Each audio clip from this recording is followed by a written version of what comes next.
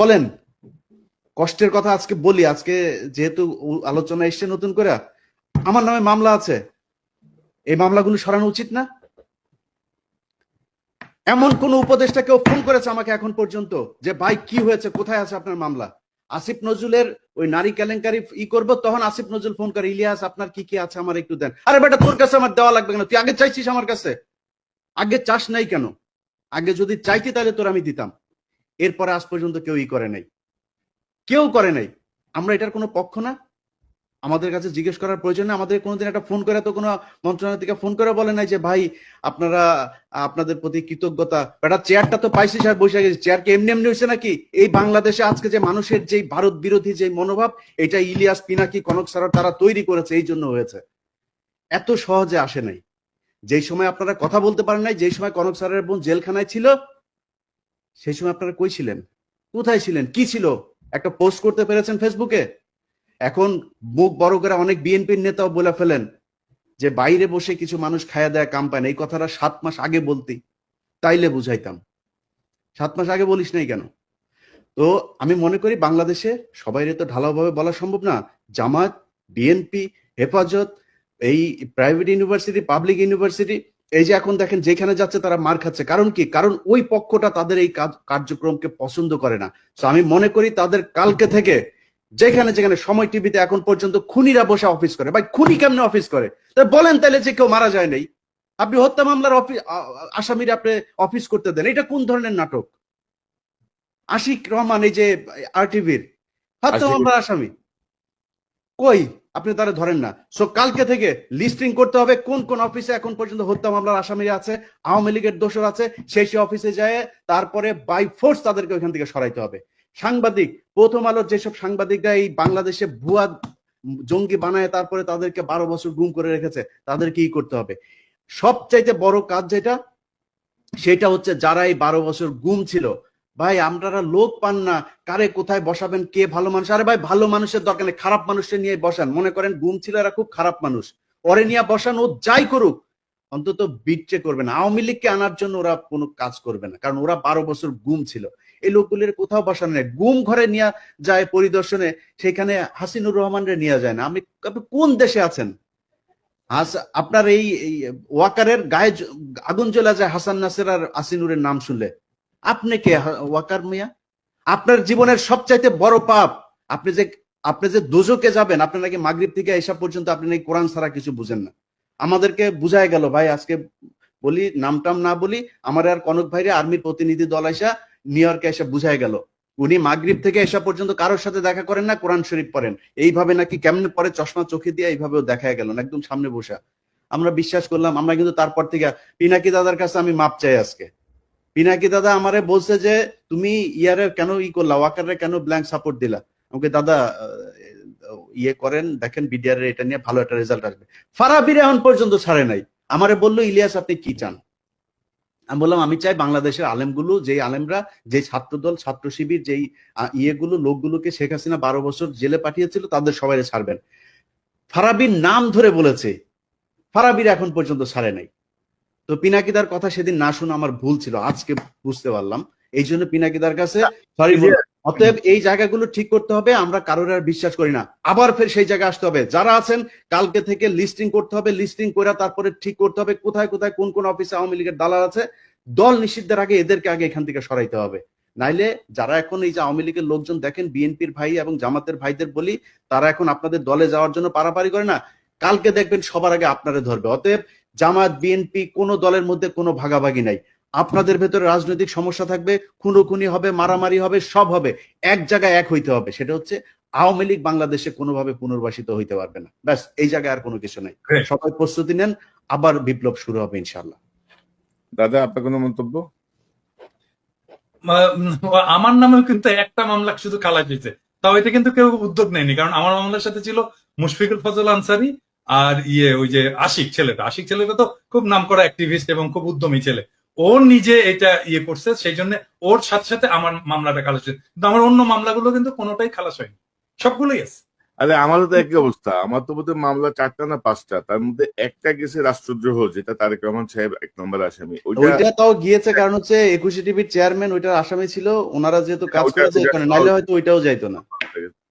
আর বাকি ডিএসএ মানে digital security একেবারে আরো 3-4টা আছে, আমার জানিও না, মানে কারোর কোনো খোঁজ খবরও নাই রে দাদা। আমরা তো মানে কি বলবো আর কি। তো দেখা যাক, নতুন মেরুকরণ একটা শুরু হয়েছে মনে হচ্ছে। এই ভালো হইলে ভালো, না হইলে তো সব সোজা হয়ে যাবে। তো দেখা যাক কি দাঁড়ায়। জানা পিনাকি ভট্টাচার্য, আপনাকে ধন্যবাদ, অসংখ্য ধন্যবাদ। ইলিয়াস হোসেন, আপনাকে ধন্যবাদ। আহ, নিশ্চয়ই আমরা পর্যবেক্ষণে রাখি সামনের পরিস্থিতি কোন দিকে যায়, সে অনুযায়ী নিশ্চয়ই আমরা আমরা আমাদের আহ, আলোচনা বা বিশ্লেষণ তুলে ভাই ধরবো। একটা কথা বলতে চাই, এক লাইন, পিঠের চামড়া একটারও থাকবে না।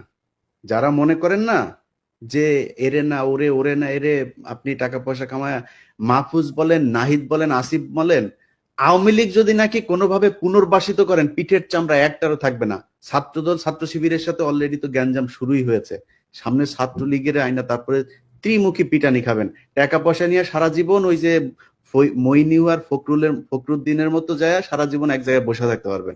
আমি আচ্ছা, আমি ইলিয়াস, পিনাকি কনক সারোয়ার, আমরা কিন্তু বাইরে থাকলেও মানুষ ডাকে, ভাই আসেন দেশে, আসেন না কেন, আমরা এখন দেশে যাইতে পারি, এটা সমস্যা নেই। আসিফ নজরুলের বাপের ক্ষমতা নাই, দেশে গেলে আমার মামলায় আমার আটক করে নিয়ে যাবে, কিন্তু আপনাদের জীবনে কিন্তু যাইতেও দিবেন, কেউই যাইতে দিবেন, কেউই ডাকবে না আপনারে। তো সাবধান, পিঠের চামড়া একটারও থাকবে না, সবাই সাবধান থাকেন। ইলিয়াস তোমাদের সাথে দেখা টাকা করতে আসলো, তো আমার আমার সাথে আসে না কেন দেখা করতে? ও বললো না কেন যে দাদার সাথে কথা বলেন না কেন?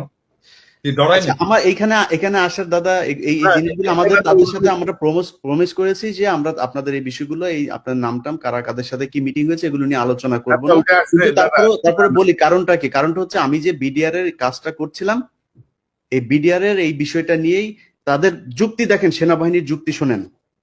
যুক্তি হচ্ছে কনক সারোয়ার, ইলিয়াস হোসাইন, পিনাকি ভট্টাচার্য, আপনাদের এই দেশের অসামান্য অবদান, আপনাদেরকে যথাযোগ্য সম্মাননা দিয়ে দেশে আনা হবে, আপনারা আপনাদের সম্মান দেওয়া উচিত আমাদের।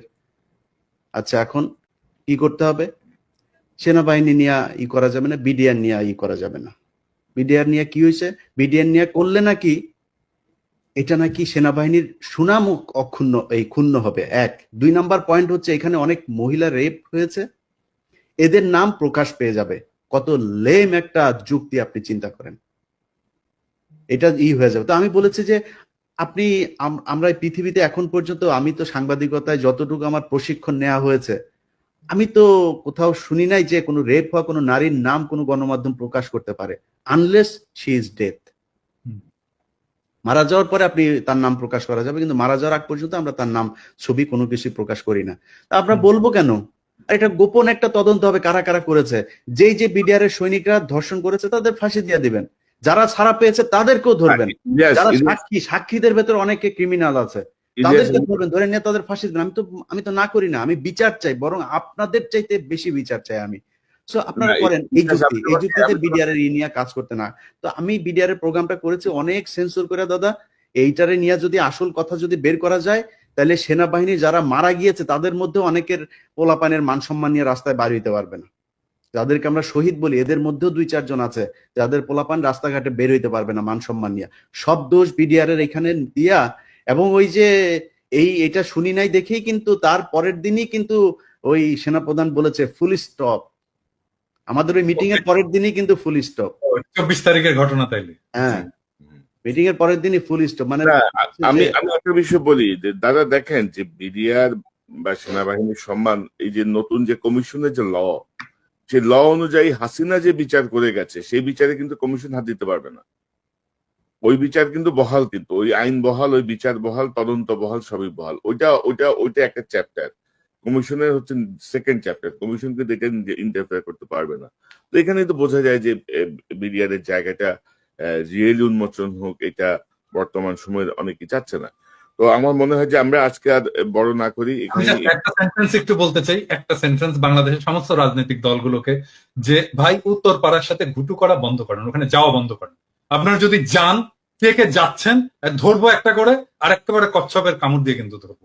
উত্তর পাড়ার সাথে পলিটিক্যাল পার্টির কোন ধরনের কোনো আলোচনা চলবে না আজকে থেকে, এবং এইটা এটা নিয়ে তত্ত্বাবধায়ক সরকারেরও এটা একটা উদ্যোগ নেওয়া উচিত, যেন এইখানে এইটাই শুরু করে। একবার হলো এই এমবেসি গুলোতে যে ধর্ণা দেওয়া, আবার শুরু হয়েছে উত্তরপাড়াতে যে ধর্ণা। জনগণের কাছে যাও রে ভাই, জনগণের কাছে যাও, ওইটাই রাজনীতি। ওর জন্যই রাজনীতি করো, উত্তরপাড়ার জন্য করো না, আর এমবেসির জন্য।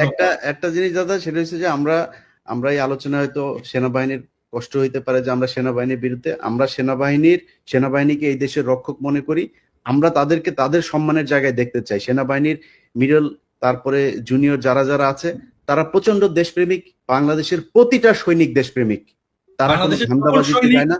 জুনিয়র অফিসার তারা আমাদের ভাই, তাদের বিরুদ্ধে আমাদের কোনো অভিযোগ নেই। এবং আপনাদের কাছে আমাদের অনুরোধ থাকবে যে কোনো পরিস্থিতিতে এই আওয়ামী লীগের রেখে যাওয়া জেনারেলরা যদি নাকি কোনো ধরনের কিছু করার চেষ্টা করে, আপনারা রুখে দাঁড়াবেন। আপনাদের সাথে আমরা আছি। বাংলাদেশ